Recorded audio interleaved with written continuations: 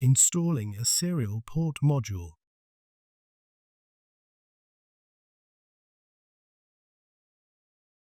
The serial port module replacement procedures for the SR850 V3 and SR850 V4 are identical.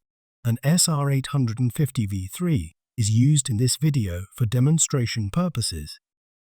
Insert the serial port module into the PCIe riser. Fasten the screw to secure the serial port module to the PCIe riser. Connect the serial port cable to the serial port connector on the system board assembly. Install the PCIe riser. Install the rear top cover.